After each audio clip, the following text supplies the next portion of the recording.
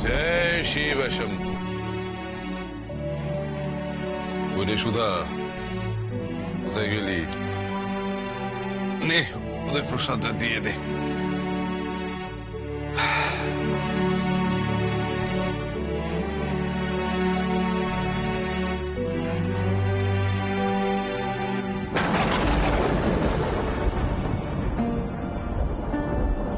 দেখুন দেখি ঠাকুর, কাকে পেশাদ দেব? যে অন্যদিন পেশাদের জন্য ঝাঁপিয়ে পড়ে, তার আজ পেশাদের দিকে কোনো মনই নেই। দেখছিস না, ওর মনটাই আজ ওর সাথে নেই। তা ওর মনটা ভালো করে দাও না ঠাকুর, তুমি তো সব পারো। ওর মন খারাপ থাকলে আমার গলা দিয়ে যে অন্ন নামবে না। ওরে, ওর মনটা হচ্ছে স্বচ্ছ নদীর মতো, কুলকুল করে বয়ে চলেছে। এখন সেই জলে যদি কেউ আচমকা ঝাঁপ দেয়, তাহলে কি হবে? জল ছিটকে উঠবে, জলে ঢেউ উঠবে গো।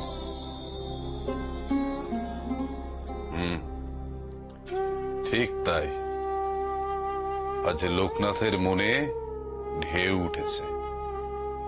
সেই ঢেউয়ের দাপটে জল ছিটকে এসে গড়িয়ে নামছে ওর চোখ দিয়ে। কষ্টে তোলপাড় করছে মন। কিরে, ঠিক বলছি না? তুমি বললে না তো আমি সত্যিই পাপ করেছি কিনা। পুজোর আগে কি ঘট ভাঙা সত্যিই তবে পাপ? তাই মাছগুলো বাঁচলো না। পাপ নয়, ভুল করেছো তুমি। কারোর বিশ্বাসে আঘাত দেওয়া ঠিক কাজ নয় বাবা। ধাক্কা দিয়ে কারোর আবেগকে নাড়ানো উচিত নয়। মানুষের বিশ্বাস, আবেগকে কষ্ট দেয় এমন কাজ কখনো করো না বাবা। যদি পাপ নাই করবে তাহলে মাছগুলো মরে গেল কিভাবে? অসুরের দাপটে। আমাদের মধ্যে অসুরের দাপট যে ক্রমশ বাড়ছে। অসুর? অসুর পুকুর ঘাটে নেমেছিল, অসুরই মেরেছিল মাছগুলোকে। কি বললি? কে নেমেছিল পুকুর ঘাটে? কিরে, চুপ করে গেলি কেন? ঠাকুর কি জানতে চাইছেন? উত্তর দে। কি বলবো সুধা দিদি, ওই অসুরকে যে ভালোভাবে দেখিনি আমি, কিন্তু জানি সেদিন পুকুরে অসুরই নেমেছিল। অসুর বলতে লোকনাথ কার কথা বলছে? পুকুরে নামবে কেন সে? তবে কি সত্যি পুকুরে কেউ বিষ ফেলেছিল? বিষ তো আর হাওয়ায় উড়ে এসে পুকুরে পড়েনি, নিশ্চয়ই কেউ তা মিশিয়েছিল। লোকনাথ, এই অসুরদের বিনাশ করাই হবে তোর কাজ। তবেই তুই আর্তের প্রাণ বাঁচাতে পারবি। তাড়াতাড়ি বড় হয়ে ওঠ বাবা, তোর উপর যে অনেক কাজের দায়িত্ব। বড় হয়ে উঠবো কিভাবে? ঈশ্বরকে ডাক।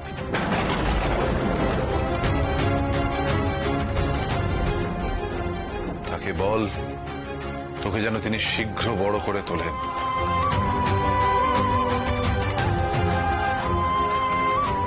তবে তুই তোর কর্তব্য পালন করতে পারবি বাবা। মন থেকে ডাক ঈশ্বরকে, ঈশ্বরই তোকে বড় করে তুলবেন। বেশ, তবে তুমি না হয় আমার হয়ে বলে দাও। তোমার কথা তো আর ঠাকুর ফেলতে পারবে না। বলো আমাকে যেন তাড়াতাড়ি বড় করে দেয়। বড় কাজের দায়িত্ব আমার উপর চাপিয়ে দিলি। তুই খুব তাড়াতাড়ি বড় হবি। এত প্রকাণ্ড হবি যে তোর মতো বট গাছের তলায় এসে অনেক মানুষ যেন আশ্রয় পেতে পারে। কি ভালো বললেন আচার্য ঠাকুর। লোকনাথ নিজেও তো গাছপালা খুব ভালোবাসে, সেখানেও নিজেই একদিন মস্ত বড় গাছ হয়ে উঠবে। সেই দিনটার জন্যই তো আজ অপেক্ষা করার দিন, তাই তোকে আগলে আগলে রাখা। যা যা, ওকে ওর মায়ের কাছে দিয়ে আয়। মা এখন ওকে আগলে রাখুক। আচ্ছা ঠাকুর, এসো আমার শিব ভক্ত, চলো এসো। আসি ঠাকুর।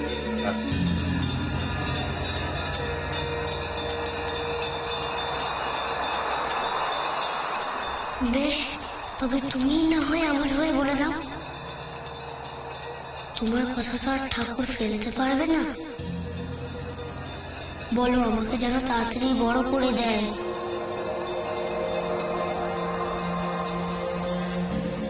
এ কেমন ভার আমাকে চাপালে ঠাকুর। পারবো তো আমি এই ভার বহন করতে? কত রাত হয়ে গেল বলুন দেখি, এখনো তো লোকনাথ ফিরলো না। সত্যি আজকে সারাটা দিন যা হলো, ছেলেটার মুখের দিকে একটুও তাকাতে পারিনি আমি। কতগুলো মাছ কিভাবে মরে গেল বলুন দেখি।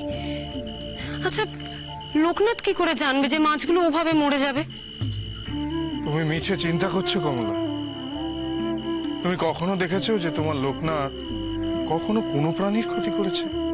আর আজকে মনেও যে ব্যথা পাচ্ছে সেগুলো তো এই মাছগুলো মরে গেছে বলেই গো। আর তোমার লোকনাথ সব পাপ পুণ্য বিচার করার ছেলে নয় গো। বলছিলাম কি, অনেক তো রাত হলো, আপনি একটু যান না আচার্য মশাইয়ের বাড়ি থেকে ওকে একটু ডেকে আনুন না। তোমাদের আর কোথাও যেতে হবে না গো। এই নাও, তোমাদের শিবভক্ত ছেলেকে আমি নিয়ে এলাম, নাও সামলাও ওকে। কি হয়েছে বাবা? এখনো মন খারাপ? আরে না না, ওর মনের সব ভার কেটে গেছে। যাক, তুই আছিস বলে রক্ষের দিন। মাঝে মাঝে ছেলেটাকে নিয়ে যা বিপদে পড়ি না।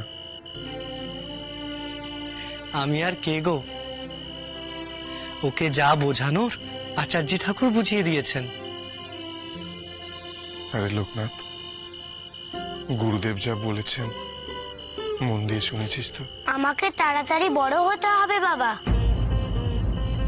উমা, সে তো তুই এমনিই হবি। সেই জন্যই তো তোকে বলি রোজ মন দিয়ে পড়াশুনো কর। বড় হতে গেলে কত কিছু জানতে হয় বলতো। হ্যাঁ, তুই যদি দাদাদের মতো মন দিয়ে পড়াশুনো করিস তবেই না তাড়াতাড়ি বড় হবি। কাকে পড়াশোনা করতে তুমি বলছো মা? কালকে সকালেই দেখবে মাঠে ছোটাছুটি করে বেড়াচ্ছে। না না, আমার লোকনাথ এমনটি একদমই করবে না। আমি তো জানি ও এখনো ছোট বলেই এমন দুরন্তপনা করে।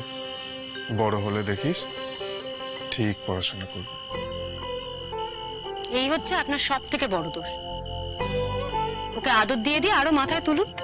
আচ্ছা, ও যে ভুলগুলো করছে সেগুলো যদি এখনই ও শুধরে না নেয় তাহলে বড় হলে তো সেই একই ভুল করবে নাকি?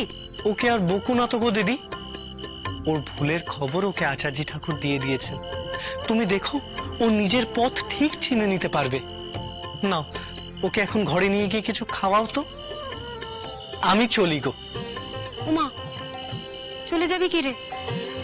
এত দূর থেকে যখন এলি একটু মুড়ি বাতাসা তো খেয়ে যা। না গো দিদি, আমায় কাল সকাল সকাল বেরোতে হবে। সে কি রে, এই তো কদিন আগে গায়ে ফিরলি, আবার কোথায় যাবি? কি করব গো, কালকে যে বসন্ত রাস, কৃষ্ণের বাঁশি আমায় টানছে। আটকে থাকি কি করে বলো? এই সময় নদিয়ায় আনন্দ মেলায় না গেলে হয় বলো? তুমি চলে গেলে আমি থাকবো কি করে গো? আমার যে আবার মন খারাপ হয়ে যাবে। জাগো রাধা মাধব, নিশি হলো ভোর।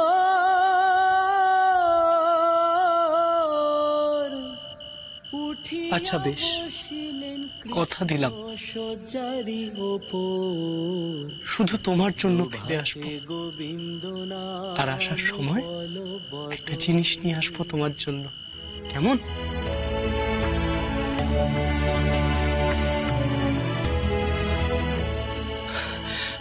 আজ আমি আসি গো। উমা,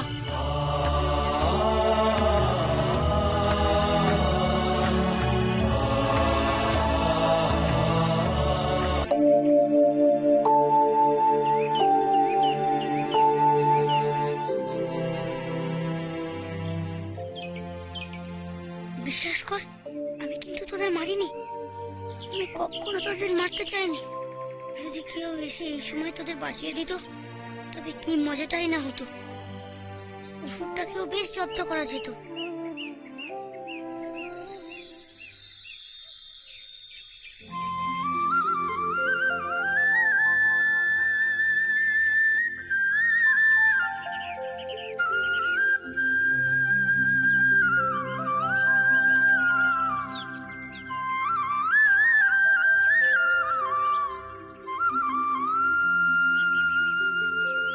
তুমি কে? আমি তোমার বন্ধু।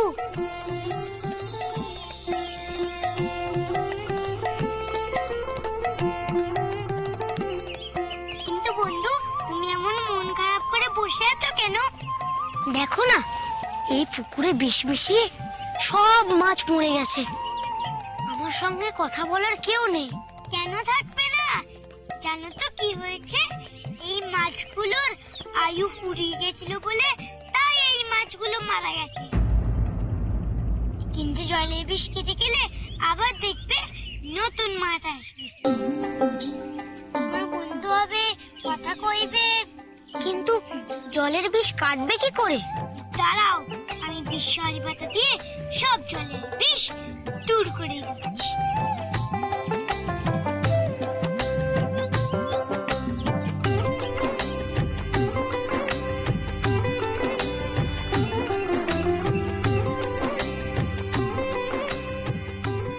এবার দেখো কেমন করে আমি এই জলের বিষ দূর করে দিই।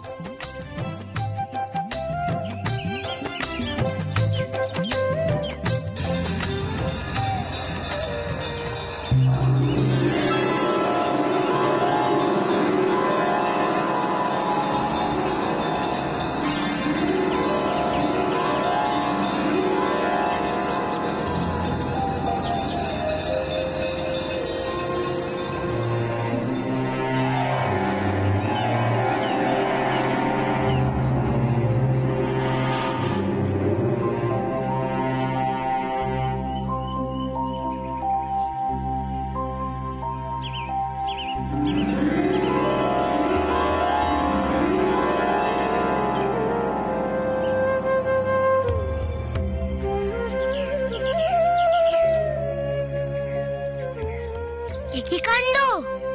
তুমি তো অবাক করলে বন্ধু। চোখ বন্ধ করো, তাহলে আমি আবার আরেকটা জিনিস দেখাবো। এ নাও, করলাম।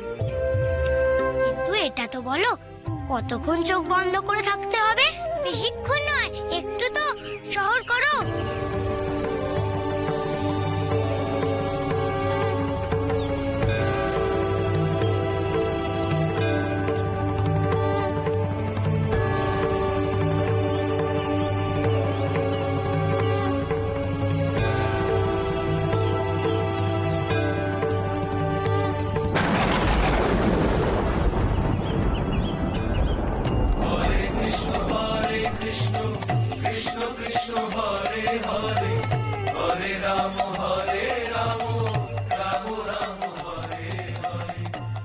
এইবার দেখো, এই মাছ কেমন পুকুর ভর্তি মাছ হয়ে যাবে জলে।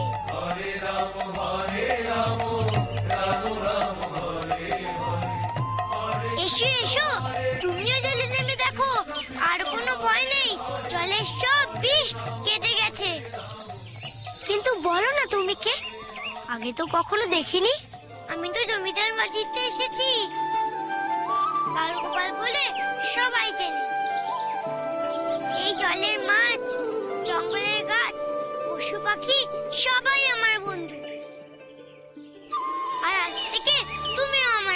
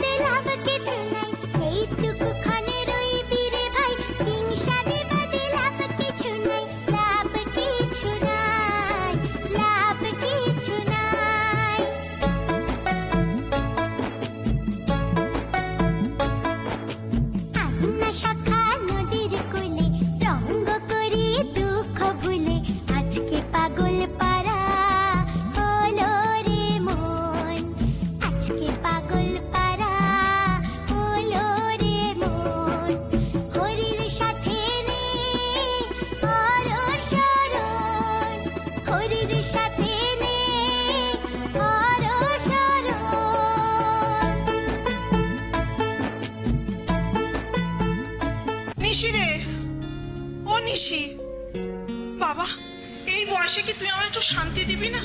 কেন আবার কি হলো? এভাবে কেন বলছো তুমি? কি হয়েছে বলো?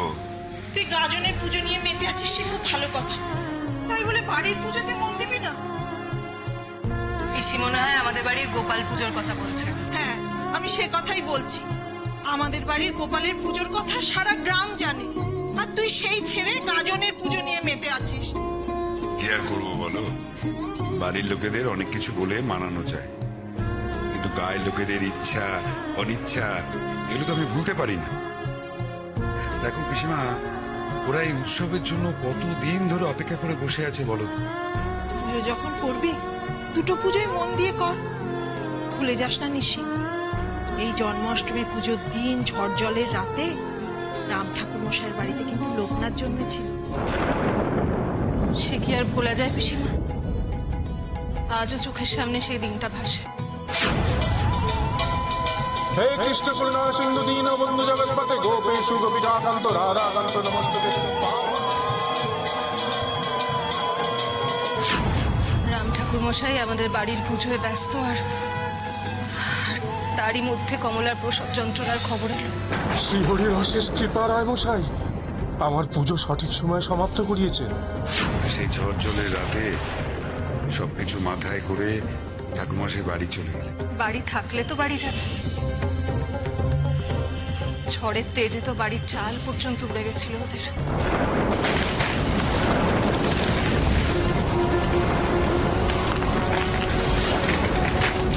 সর্বনাশ, ঘরের চালটা যে উড়ে গেল গো। শ্রীহরি রক্ষে করো। বড় শিমুল গাছ বাসুকি নাগের মতো ওদের আগলে আড়াল করে রক্ষা করেছিল সেদিন।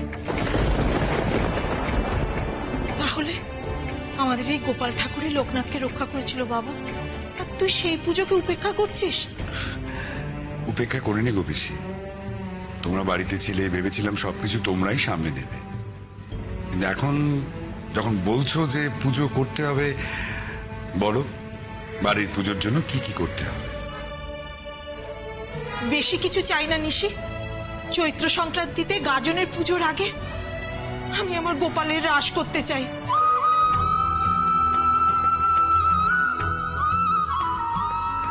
বেশ, তাই হবে। আগে বাড়িতে রাস হবে, তারপর গায়ে বসবে গাজনের মেলা। জয় গোপাল, জয় গোপাল। বলি ও নিশি, নিশি রে, তাহলে নায়েবকে খবর পাঠা, বল আমাদের বাড়ির শ্যাকরা যেন আসে। ওর কাছে আমি গোপালের জন্য নতুন নতুন গয়না গড়াবো। পুজোর দিন আমি নিজের হাতে গোপালকে সাজাবো বাবা।